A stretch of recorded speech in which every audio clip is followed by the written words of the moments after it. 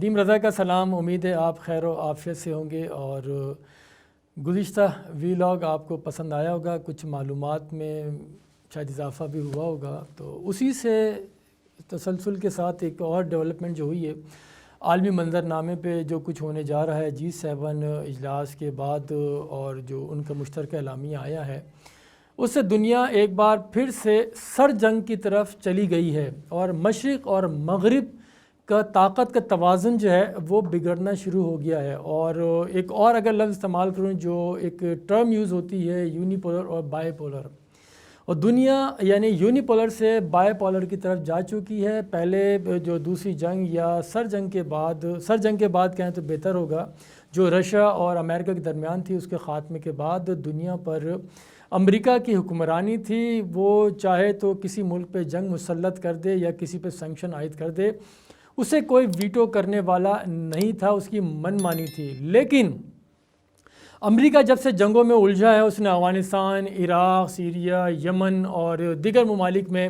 جس طرح سے انہوں نے کیا، پھر لاطین امریکہ میں انہوں نے ظلم کیا، اس دوران رشیا اور چائنا کو ترقی کے مواقع ملے۔ انہوں نے جنگوں کے بجائے معیشت کو مستحکم کرنے پہ اپنا وقت لگایا، اس کو ترجیح دی اور دنیا بھر میں اپنا کاروبار پھیلایا۔ اسی لیے چائنا نے جو ون بیلٹ انیشیٹ جو لیا ہے، وہ 100 سے زائد ممالک میں وہ پہنچ چکا ہے۔ تو لیکن اب امریکہ سمیت یہ جو G7 یا گروپ آف 7 ہے، ان کو ہوش آیا تو پانی گزر چکا تھا، لیکن اس کو اب سنبھالنے کے لیے انہوں نے جس طرح سے پابندیاں عائد کرنے جا رہے ہیں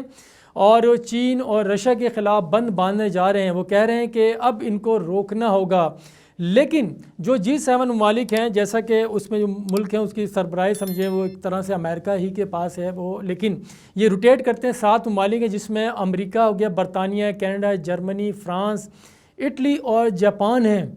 اور اس کا باقاعدہ جس طرح اس کی جب پیدائش ہوئی ہے وہ 73 کے آئل بحران کے بعد ہوئی تھی اس کی، جب اسرائیل نے عرب ممالک کے اوپر جنگ مسلط کی تھی 73 میں، اور یہ مغربی ممالک نے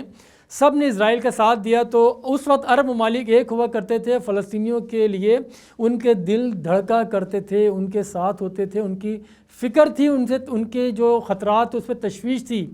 تو اسی لیے ان تمام ممالک نے مغرب کا آئل بند کر دیا۔ آئل بند کیا تو اس سے کرائسس ہو گئے، گو کہ 73 میں کیا، پھر 74 میں اس کو بحالی کر دی گئی تھی، لیکن اس کا امپیکٹ پوری یہ 70 کی دہائی میں رہا۔ پھر دوسرا آئل کا بحران آتا ہے جب ایران میں انقلاب آتا ہے،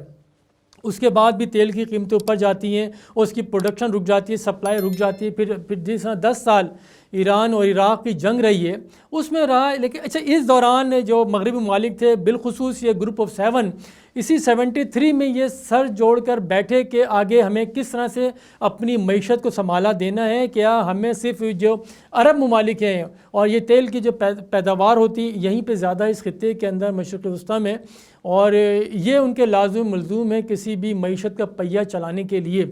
تو یہ گروپ آف 7 کے ممالک سر جوڑ کے بیٹھے اور ترقی کی راہوں کو تلاش کیا، کس طرح سے آلٹرنیٹ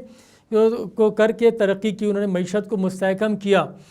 کیونکہ عرب ممالک کا دیکھ چکے تھے کردار کیسا رہا تھا۔ پھر ایران وار کے بعد اس دوران انہوں نے بڑی ترقی کی، اور پھر یہ دیکھیں وقت کے ساتھ ساتھ ترقی کرتے کرتے الیکٹرک گاڑیاں بھی لے کر آ گئے، تیل کے اوپر ان کا انحصار کم سے کم تر ہوتا گیا۔ لیکن اس کے برخلاف جو مسلمان ممالک تھے، پہلے ان کے دشمن ہوتے تھے، بالخصوص یہ عرب ممالک جو 73 میں، جس کا میں بتا رہا ہوں آپ کو کہ آئل بند کر دیا تھا، یکجا ہو گئے تھے۔ لیکن اب یہی ممالک ان کے دوست ہیں، گو کہ یہ جو گروپ آف 7 ہے یہ سارے یہ جمہوری ملک ہیں۔ کیوں جمہوری ملک سے مطلب یہ ہوا کہ یہ ڈکٹیٹرشپ سے ان کو نفرت ہے، بادشاہ سے ان کو نفرت ہے، انہیں قریب بھی نہیں آنے دیا جاتا، لیکن ان کے ساتھ کاروبار کو ترجیح دی جاتی ہے، ان کی معیشت کو سنبھالا دیا جاتا ہے، وہاں پہ ان کی سیکیورٹی کے لیے اپنی فوجیں بھی بھیجی جاتی ہیں، اس وقت ان کو کوئی سروکار نہیں ہوتا۔ تو بات یہ ہے کہ ہر کوئی اپنے مفاد میں فیصلے کیا کرتا ہے، جو مغرب نے کیا۔ لیکن دوسری سمت میں اگر دیکھا جائے جو مسلمان ممالک انہوں نے کیا کیا،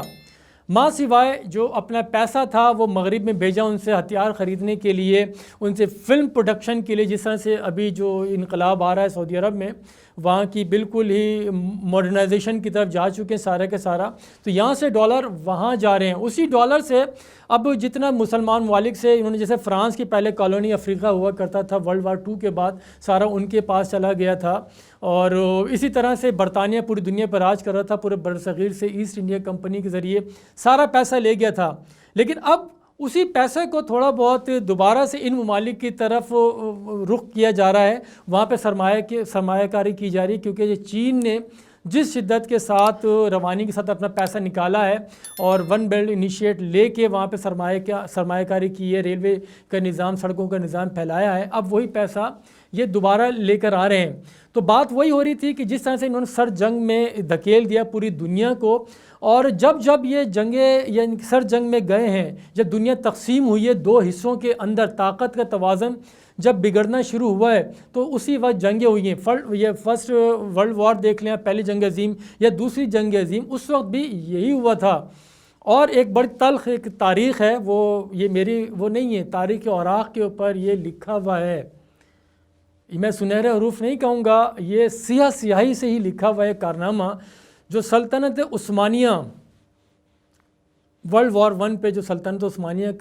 کے دور کا خاتمہ ہوا ہے، اس میں برطانیہ کا ساتھ کس نے دیا تھا یہ آپ کے علم میں ہوگا، لیکن میں صرف ایک یاد دہانی کے لیے، اس میں بھی عرب ممالک شامل تھے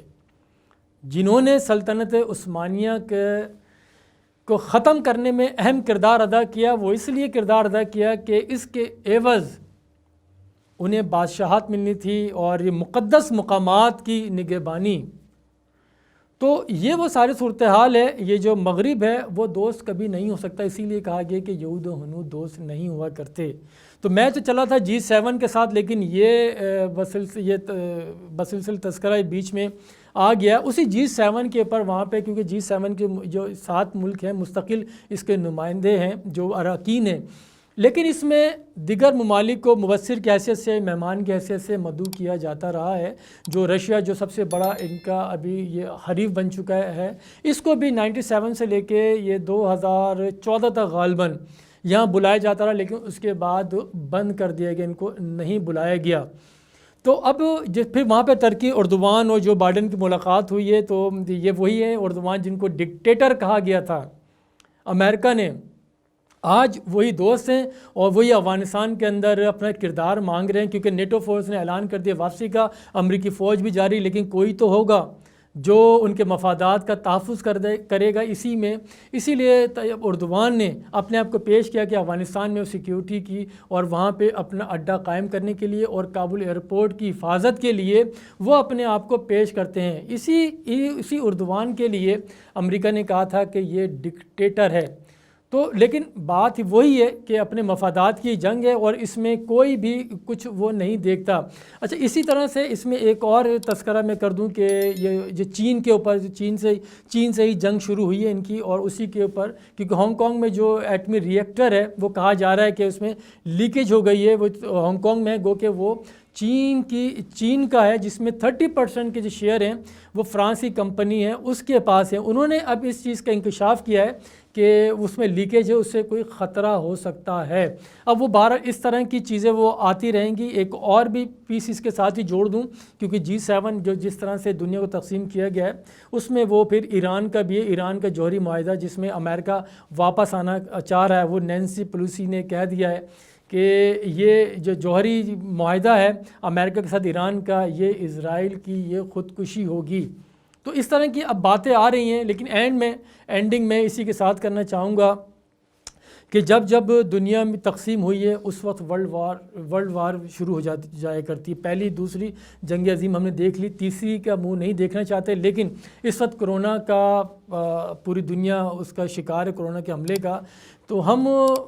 نہ کہ اسلحے کی خریداری یا ایک دوسرے ملک کو تباہی و بربادی کی طرف لے جائیں۔ کیا ہی اچھا ہوگا کہ ہم کرونا وائرس سے نمٹنے کے لیے، ماحولیات کا اس سے نمٹنے کے لیے ہم کام کریں، اور لوگوں کو مارنے کے بجائے لوگوں کو بچانے کے لیے، انسانیت کی بقا کے لیے کام کریں۔ تو بہتر ہوگا. معیشت جبھی ترقی کرے گی جب سب آزادانہ طریقے سے ایک دوسرے کے پاس جا کے جہاں اپورچونٹی ہو اور وہاں پہ سرمایہ کاری کریں، نہ کہ ان کے اوپر جوہری ہتھیار استعمال کریں کہ تیل کی بندش کر دیں یا ان کے کاروبار پر سینکشن عائد کر دیں. اس سے دنیا ترقی نہیں کرتی. جنگوں کی طرف جانا ہوگا. اس سے گریز کرنے کے لیے کیا ہی اچھا ہوگا کہ ہم ایک دوسرے کے ساتھ مل کے کام کریں. ترقی کرنا سب کا حق ہے. جس کے پاس جتنی صلاحیتیں ہیں اس کو بروے کار لا کے وہ آگے بڑھ سکتا ہے. اگر اسی طرف ہم دوبارہ اٹکے رہے، جنگ کی طرف دوبارہ گئے، تو جو تیسری جنگ ہوگی تو اس میں پھر شاید ہی کوئی بچ سکے، کیونکہ اس وقت وہ ایک سنگل بٹن کے اوپر وہ دنیا تباہ ہو جایا کرتی ہے. کیونکہ 7 ممالک آلریڈی جوہری ٹیکنالوجی ان کے پاس ہے، اور انڈکلیئر بھی کئی ملک ایسے ہیں جن کے پاس ایٹم بم موجود ہے لیکن انہوں نے ڈکلیئر نہیں کیا. تو سوائے تباہی اور بربادی مقدر ہوگی اگر اس کو نہیں روکا گیا. بہت شکریہ. خدا حافظ.